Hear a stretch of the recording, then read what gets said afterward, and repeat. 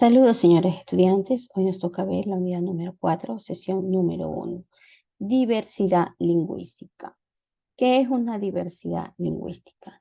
La diversidad lingüística hace referencia a la abundancia de variedad y diferenciación lingüística, como su nombre lo dice. ¿Qué quiere decir esto? La variedad de lenguas que hay en un mismo lugar, en un mismo país.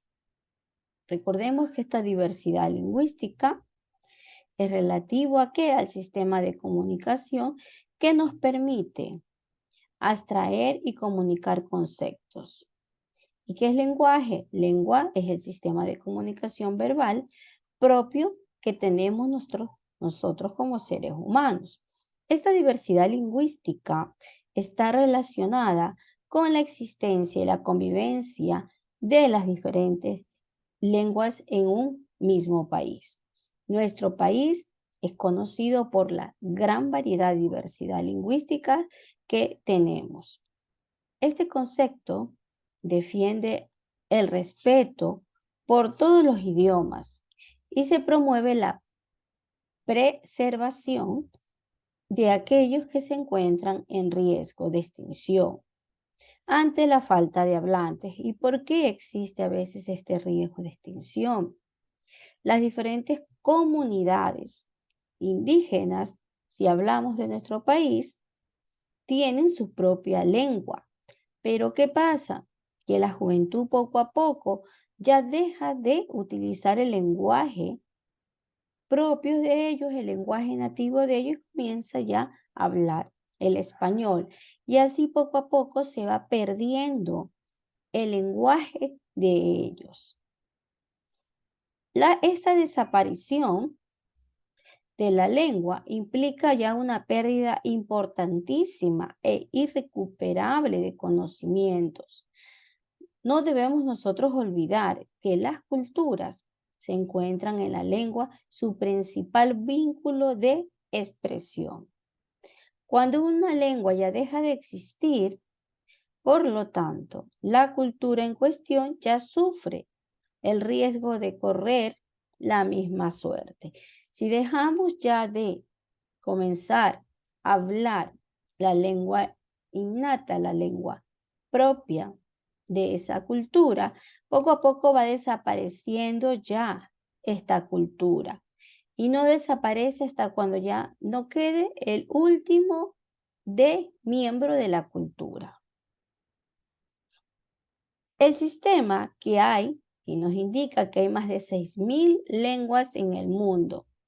Oceanía es el continente con mayor diversidad lingüística y que existen numerosos grupos aborígenes que defienden la lengua nativa.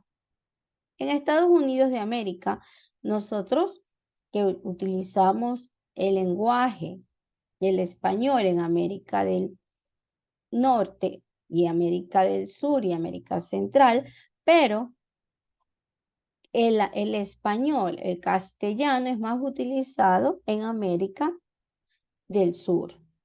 En Estados Unidos, que viene a ser América del Norte, aquí se habla el idioma inglés, pero también el español, pero poco a poco va desapareciendo estas lenguas y poco a poco tenemos menos pobladores nativos.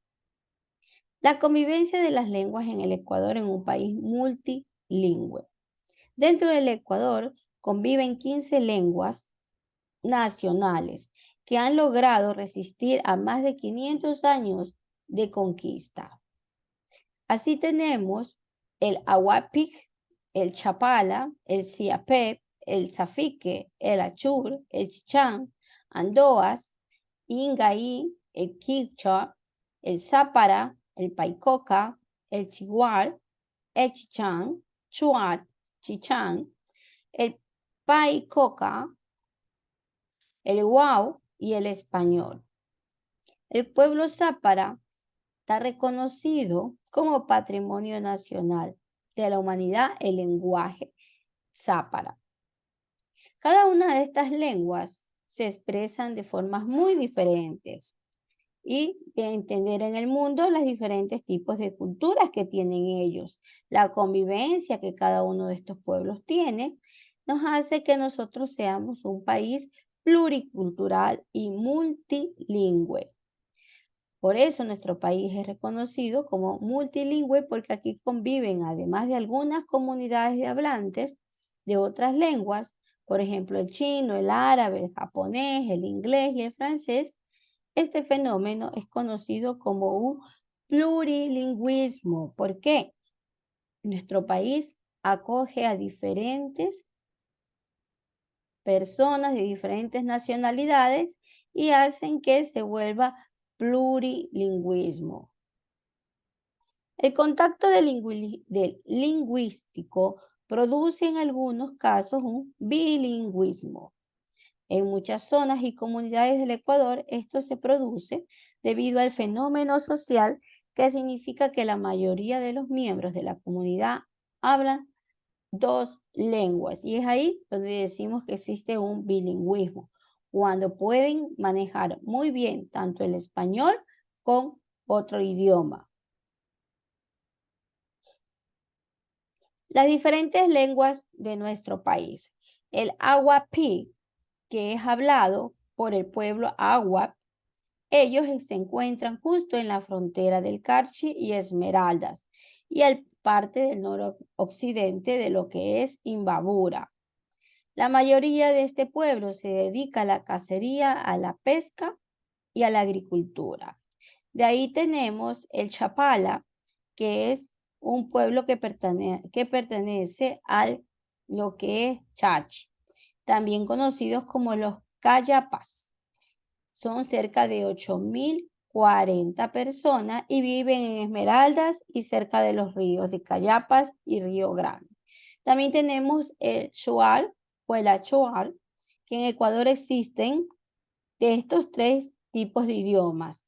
Estos están ubicados en Zamora Chinchipe, Morona Santiago, Pastaza. Ellos se alimentan de lo que es la cacería de animales, en cuanto a los monos, armadillos y más.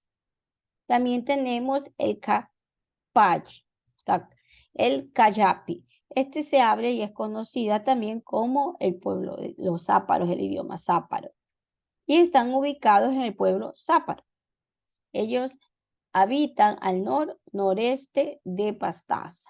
De ahí también tenemos el Uotededo, que es un idioma de los guaraní.